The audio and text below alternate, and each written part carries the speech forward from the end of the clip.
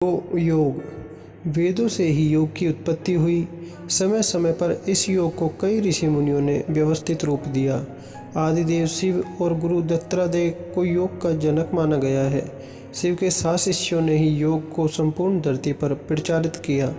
योग का प्रत्येक धर्म पर गहरा प्रभाव देखने को मिलता है। भगवान श्री कृष्ण को योगेश्वर कहा गया है। वशिष्ठ, पराशर, व्यास, अष्टावक्र के बाद पतंजलि और गुरु गोरखनाथ ने योग को एक व्यवस्थित रूप दिया।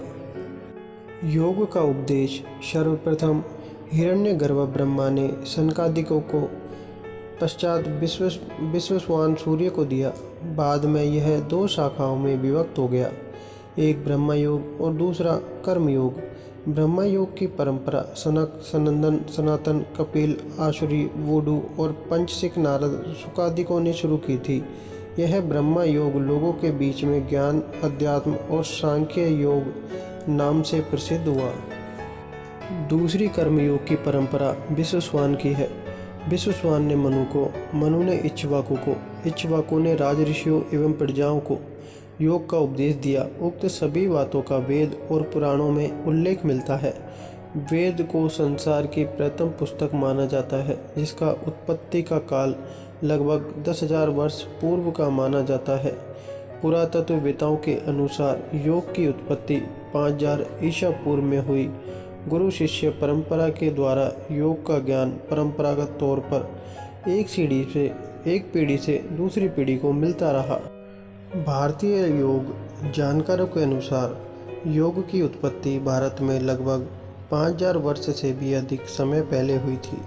योग की सबसे आश्चर्यजनक खोज 1920 की शुरुआत में हुई। 1920 में पुरातत्व वैज्ञानिकों ने सिंधु सरस्वती सभ्यता को खोजा था, जिसमें प्राचीन हिंदू धर्म और योग की परंपरा होने के सबूत मिलते हैं। सिंधु घाटी सभ्यता को 3300 से 1700 BC पुराना माना जाता है। पतंजलि का योग सूत्र योग का सबसे उत्तम ग्रंथ है।